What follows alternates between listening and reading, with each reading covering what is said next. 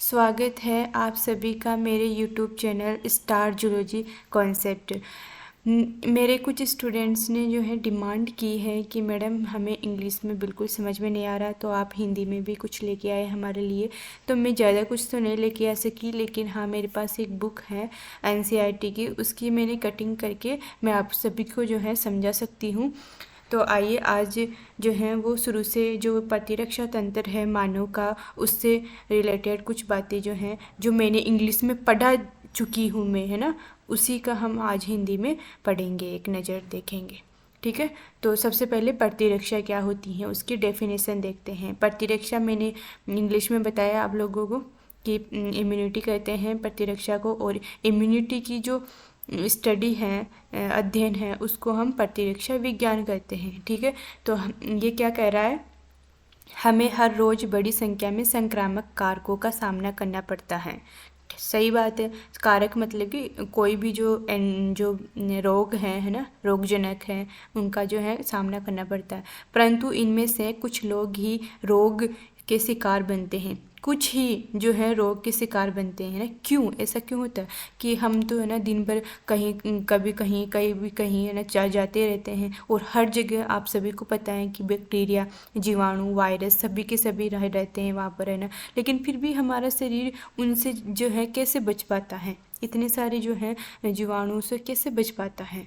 तो इसका कारण है कि हमारा शरीर अधिकांश बाह्य मतलब कि बाहरी कारकों रोगजनक से अपनी रक्षा कर लेता है। क्यों भाई, ऐसा क्या प्रेजेंट होता है, ऐसा क्या मिलता है अपने शरीर में?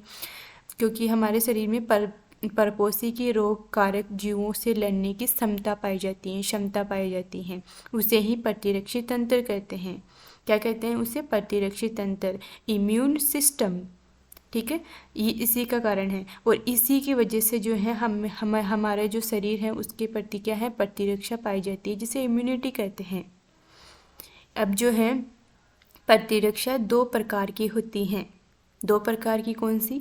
सहज प्रतिरक्षा और उपार्जित प्रतिरक्षा। ये मैंने आप सभी को पहले बता दिया था, है ना, लेकिन फिर भी यहाँ पर हिंदी में पढ़ रहे हैं तो उसी के हिसाब से बताना पड़ेगा मुझे दोबारा से। ठीक है, मैं बता देती हूँ कि जो सहज प्रतिरक्षा है उसको हम बोलेंगे इन्नेट इम्यूनिटी, है ना। इन्नेट मतलब कि जन्मजात प्रतिरक्षा, और उपार्जित का मतलब होता है अपने जीवन के अंदर जो भी हम ग्रहण करते हैं ना रोगों के प्रति, उसे उपार्जित कहते हैं, एक्वायर्ड कहते हैं। ठीक है, एक्वायर करना मतलब कि कुछ लेना, कुछ उपार्जित करना।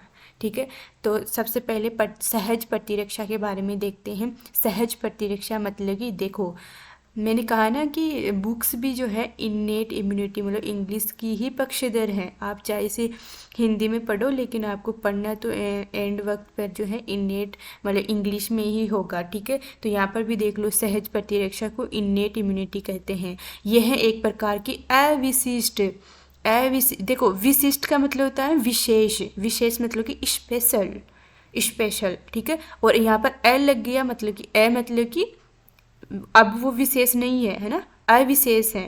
क्यों अविशेष है? क्योंकि वो अपने जीवन के अंदर पहले से ही प्रेजेंट है, अपने जन्म से ही प्रेजेंट है। ठीक है, तो वो क्या होगी, विशेष थोड़ी होगी। विशेष तो तब होगी ना जब अपन जो है खुद अर्जित करेंगे ना अपनी लाइफ के अंदर, वो होगा विशेष। तो अपने पहले से ही जो है अपने पास है, तो वो विशेष नहीं होती है। इसी वजह से ये अविशिष्ट रक्षा है ना, क्योंकि ये अपने जन्म के समय ये मौजूद होती है। यह प्रतिरक्षा हमारे शरीर में बाह्य कारकों मतलब कि बाहरी जो भी रोगजनक है उनके प्रवेश एंट्री के सामने विभिन्न प्रकार के रोध खड़ा करने में हासिल होती हैं। रोध मतलब कि बैरियर, है ना, इंग्लिश में बैरियर कहते हैं रोध को, है ना।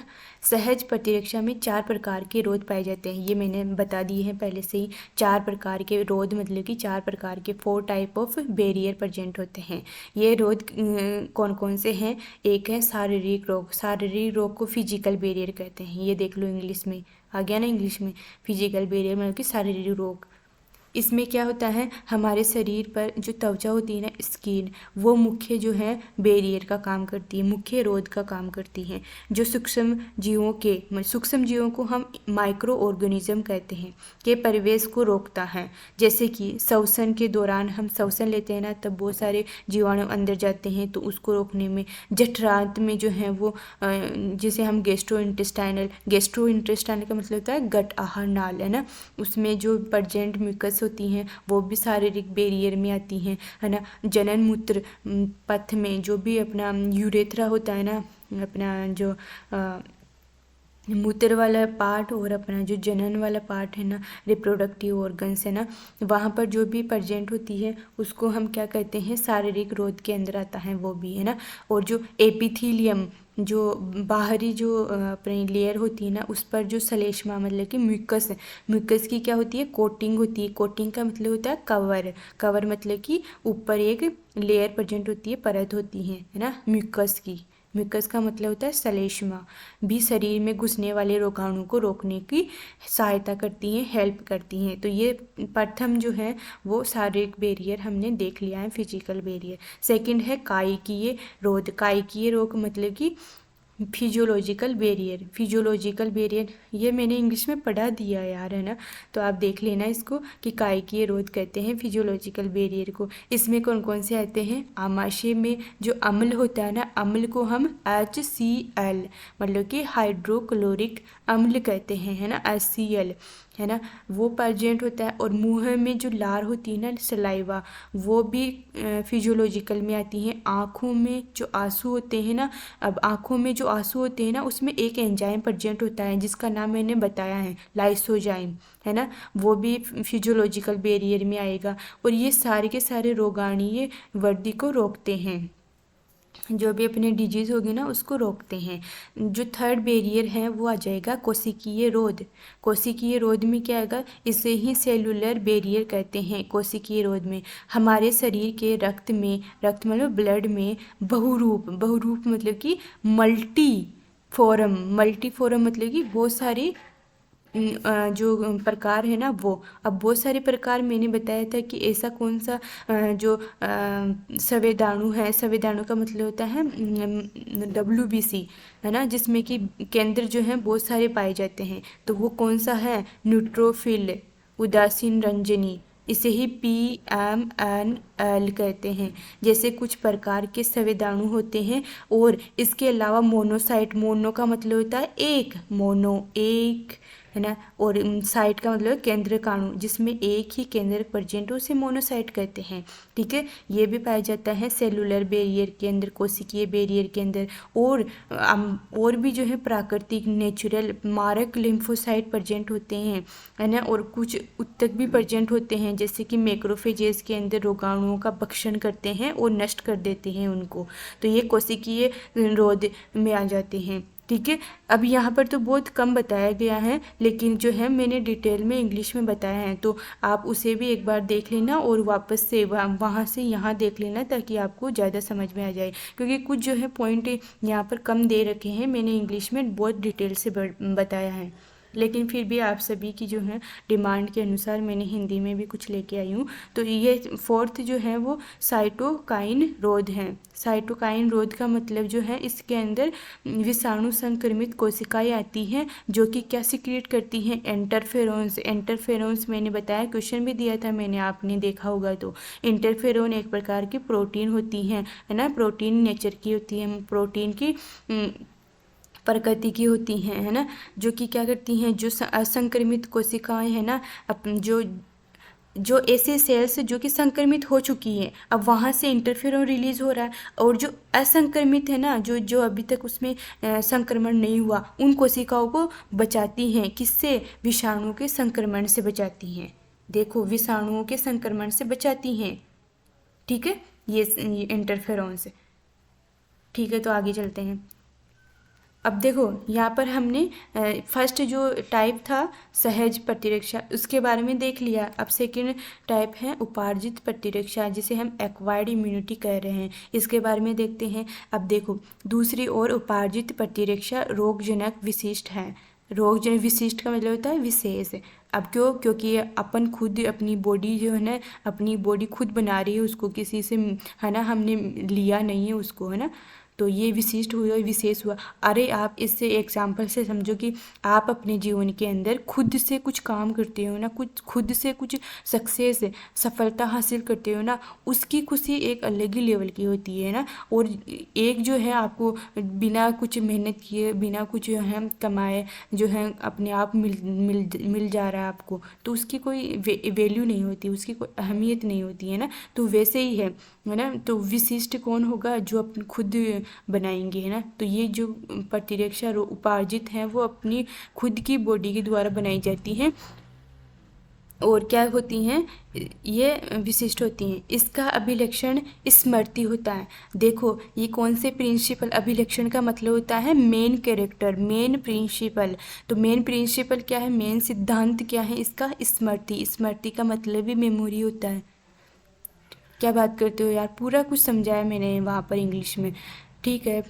इसका अर्थ ये है कि हमारे शरीर का जब पहली बार किसी रोगजनक से सामना होता है, पहली बार, ऑल राइट, पहली बार किसी रोगजनक से सामना होता है, तो यह एक अनुक्रिया, अनुक्रिया को कहते हैं रेस्पॉन्स, रेस्पॉन्ड है ना, करता है, जिसे निम्न तीव्रता, निम्न तीव्रता मतलब लो, जो लो इंटेंसिटी है ना वो दर्शाती हैं। और इसे ही क्या कहते हैं? प्राथमिक, मतलब कि प्राइमरी रेस्पॉन्स, प्राथमिक अनुक्रिया कहते हैं। क्योंकि जो एक्वायर्ड इम्यूनिटी है ना, उपार्जित प्रतीक्षा, ये दो तरीके से काम करती हैं, दो तरीके से अनुक्रिया दर्शाती हैं, दो तरीके से रिस्पॉन्स दर्शाती हैं। प्राइमरी रिस्पॉन्स जिसे प्राथमिक अनुक्रिया कहते हैं, सेकेंडरी रिस्पॉन्स जिसे द्वितीय अनुक्रिया कहते हैं। तो प्राइमरी अनुक्रिया किस कब दर्शाएगी? जब पहली बार रोगजनक जो है सामना होगा शरीर का। इसके बाद जो है ये क्या करेगी, प्राथमिक अनुक्रिया क्या करेगी, बाद में उसी रोगजनक से सामना होने पर, अब एक बार हो गया है ना इस रोगजनक का, लेकिन बाद में दूसरे टाइम पर जो है वो उसी सेम रोगजनक से जो है सामना होता है, तो बहुत सारे जो है उच्च तीव्रता, उच्च तीव्रता मतलब कि हाई इंटेंसिटी की द्वितीय, द्वितीय मतलब सेकेंडरी या पूर्ववर्ती, पहले से ही, पूर्ववर्ती को क्या कहते हैं? एमनेस्टिक कहते हैं। मैंने ये भी बताया था, ये वाला शब्द भी बताया था वहाँ पर, एमनेस्टिक है ना, अनुक्रिया मतलब रेस्पॉन्स होती हैं। इसका कारण यह तथ्य है कि हमारे शरीर का प्रथम मुठभेड़ की स्मृति है। क्योंकि ये जल्दी क्यों दर्शा रहा है? क्योंकि पहले से अपनी जो है उस शरीर के अंदर मेमोरी प्रेजेंट है, पहले से मुठभेड़ हो चुकी है, उस तरीके के रिस्पॉन्स है, इस वजह से जल्दी से ये स्मृति रहती है, तो जल्दी से एंटीबॉडी प्रोटीन्स बनाकर उसको ख़त्म कर देती हैं, ठीक है। तो ये जल्दी होती हैं, तीव्र होती हैं, लेकिन कम टाइम के लिए रहती हैं। जबकि प्राथमिक जो है वो कम तीव्र मतलब कि लो होती हैं, मतलब कम तीव्र होती है लेकिन जल्दी होती है, ठीक है। अब बात करते हैं, हाँ सॉरी, यहाँ पर है ना कम तीव्र होती हैं लेकिन बहुत टाइम तक रहती हैं, प्रथम तो, लेकिन सेकंड बहुत तीव्र होती हैं लेकिन बहुत कम समय के लिए रहती हैं। अब बात करते हैं प्राथमिक और द्वितीय जो प्रतिरक्षा हैं, अनुक्रिया हैं, प्रतिरक्षा अनुक्रिया है, मतलब कि प्राइमरी और सेकेंडरी रिस्पॉन्स है हमारे शरीर के रक्त में, रक्त मतलब ब्लड में मौजूद दो विशेष प्रकार की लसिकाणुओं को हम लिम्फोसाइट कहते हैं, द्वारा होती हैं। और ये कौन सी लसिकाणु हैं? तो ये बी लिम्फोसाइट है और टी लिम्फोसाइट है, बी लसिकाणु और टी लसिकाणु, ठीक है। अब रोग जनकों की अनुक्रिया में बी जो लसिकाणु है ना, बी लिम्फोसाइट हमारे रक्त ब्लड में प्रोटीन को की सेना उत्पन्न करती हैं। ये बहुत सारी जो है प्रोटीन्स को बनाती हैं, जिसे हम जो है कॉम्प्लीमेंट सिस्टम कहते हैं, आगे हम पढ़ेंगे। कॉम्प्लीमेंट सिस्टम बहुत सारी प्रोटीन्स बनाती हैं, की सेना बनाती हैं, और ताकि वे रोग जनकों से लड़ सके। ये जो है ना प्रोटीन, ये जो है क्या कहलाती हैं? ये प्रतिरक्षी कहलाती है, एंटीबायोटिक्स। तो यहाँ पर क्वेश्चन पूछ सकते हैं कि एंटीबायोटिक्स किसके द्वारा बनाई जाती हैं? तो बी सेल के द्वारा बनाई जाती हैं। बी सेल में भी कौन सी बी सेल? प्लाज्मा जो है ना, बी सेल मैंने इंग्लिश वाले वीडियो में बताया था कि जो बी सेल है ना वो दो तरीके की मॉलिक्यूल को सिक्रेट करती हैं, एक तो प्लाज्मा सेल को करती हैं और एक मेमोरी सेल को करती हैं। प्लाज्मा में जो सेल है ना, प्लाज्मा सेल है ना, वो आगे चलकर एंटीबायोटिक प्रतिरक्षी का प्रोडक्शन करती हैं, निर्माण करती हैं, लेकिन जो टी सेल होती है ना, वो खुद तो प्रतिरक्षियों का स्रावन नहीं करती हैं, लेकिन ये क्या करती हैं टी सेल, ये टी सेल बी सेल को हेल्प करती हैं, ठीक है। और फिर बी सेल की हेल्प करती है, और बी सेल जो है वो फिर इन प्रतिरक्षियों का उत्पादन करती हैं। डायरेक्टली जो है वो प्रतिरक्षा निर्माण के अंदर, प्रतिरक्षी निर्माण, एंटीबायोटिक्स के निर्माण में टी सेल हेल्प नहीं करती, इनडायरेक्ट करती है, अप्रत्यक्ष रूप से करती हैं, ठीक है। तो यही है। हम इंग्लिश के वीडियो में मैंने 3 या 4 वीडियो बनाए हैं इंग्लिश में। वो जो 3-4 वीडियो में जितना मैटर मैंने समझाया है ना, वो मैंने अभी हिंदी की जो वीडियो है ना, इसमें 2 स्लाइड में समझा दिया है। लेकिन वही बातें हैं कि वहाँ पर मैंने बहुत डिटेल में बस बताया है, लेकिन यहाँ पर कम बताया है। लेकिन आप जो मैंने समझा रही हूँ ना, उसके अकॉर्डिंग आप है ना लिखोगे ना, तो बहुत सारा मैटर हो जाएगा, ठीक है। यहाँ पर तो एक एक लाइन में ही बहुत सारी चीज़ें भरी हुई है ना, तो आप इसको अपने हिसाब से जो है क्या कर लेना, वाइड कर लेना, मतलब कि लिखो ना तब एकदम जो है वो खुद के हिसाब से भी लिखना। ऐसा नहीं कि जो ये लाइन टू लाइन आप लिखते जाओ, जो यहाँ पे लिखा हुआ कोई वही मैं समझा रही हूँ ना, उसके अकॉर्डिंग भी आप बनाते जाना नोट्स, ठीक है। तो और भी कोई क्वेरी हो, और भी आपकी कोई समस्या हो तो बताना ज़रूर। मैं मेरी जहाँ तक हो सकेगी मैं आपकी मदद करने की पूरी पूरी कोशिश करूँगी। धन्यवाद। हंसते रहे, पढ़ते रहे और खुश रहे, आगे बढ़ते रहे। Thank you so much.